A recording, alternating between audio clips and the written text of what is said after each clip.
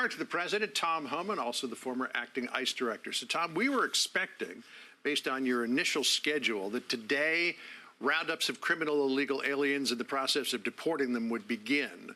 That seems to have been put on hold for a little while. When can we expect that to happen? Where will it begin? No, it started. It has started. ICE teams are out there as of today. We gave them the direction to prioritize public safety threats that we're looking for.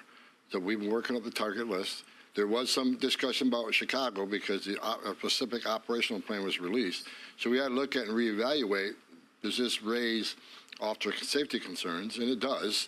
But we've addressed that, and teams are out there effective today. So critics were saying, okay, you're going to round up people's abuela, their grandmother, and ship them back to where they emigrated from. Who are the people that you're targeting, at least in this initial phase? Right out of the gates, public safety threats. Those who are in the country illegally that's been convicted or arrested for a serious crime. But let me be clear. It's not only public safety threats that will be arrested, because in sanctuary cities, we're not allowed to get that public safety threat in the jail, which means we got to go to the neighborhood and find him. And when we find him, he may be with others. And unlike the last administration, we're not going to tell ICE officers not to arrest an illegal alien. So if they find others, they'll be arrested. So sanctuary cities are going to get exactly what they don't want: more agents in the neighborhood and more collateral arrests. President Trump signed a number of executive orders, as we pointed out, on illegal immigration. Here's what he signed. He declared a national border emergency, ended birthright citizenship, ended catch and release, reinstated remain in Mexico, designated cartels as foreign terrorist organizations, deployed active troops to the southern border, and end the use of the CBP One app, which many people were using to schedule interviews to claim asylum here in the United States. I want to take a couple of those, but let's first of all go with this idea of ending birthright citizenship. It's enshrined in the 14th Amendment. How, with an executive order, can the president change that? Well, first of all, President Trump's a game changer. Every one of the executive orders we worked on, and these are game changers. This is going to give us the most secure border in my lifetime. So great for him to do that. Birthright citizenship is a major driver of illegal immigration. I know I've done this over 3 decades. One of the first things an illegal alien does when they get here is give birth to a U.S. citizen child. I think that makes him immune from our laws, right?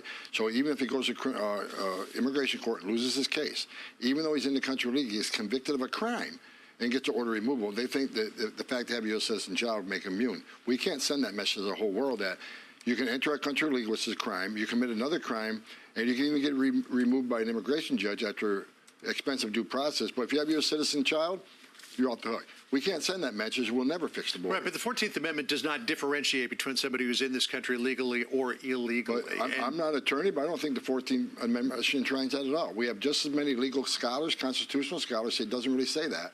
So what President Trump is taking that action, we'll let Supreme Court decide that. Well, it's definitely going to go to the Supreme Court. I don't think there's any question of that. Designating the cartels in Mexico and elsewhere as foreign terrorist organizations. This is something that previous administrations have resisted doing because of the potential impact with the Mexican government. What tools does that give you that you don't have now to go after these cartels? Well, first of all, I've been pushing for this for a long time because these terrorist the criminal cartels in Mexico have killed more Americans than every terrorist organization in the world combined, right? Record number of sex trafficking women and children, but the drugs, the fentanyl has killed over 250,000 Americans. So they need to be terrorist organizations.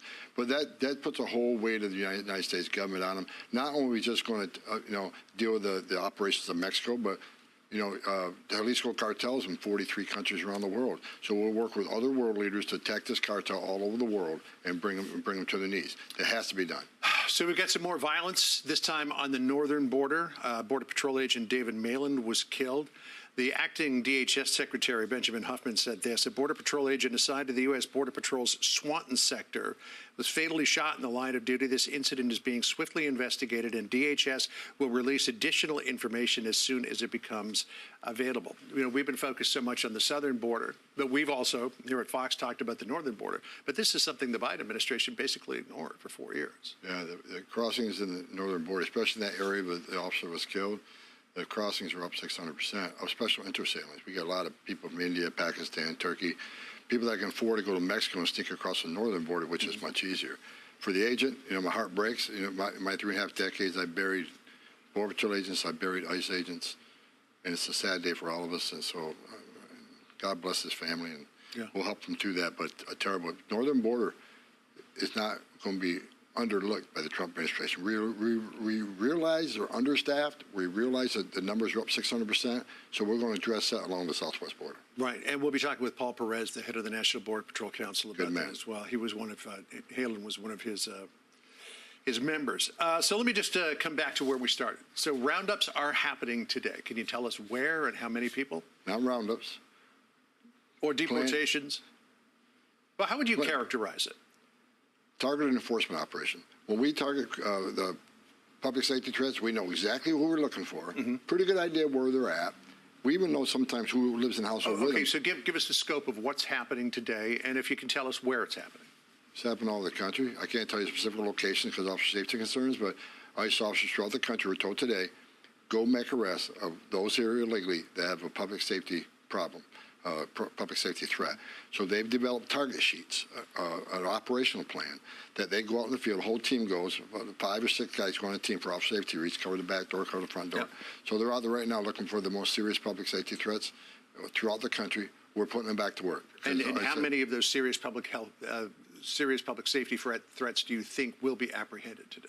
I have no idea, but we have over 700,000 illegal aliens with criminal records walking the streets of this country.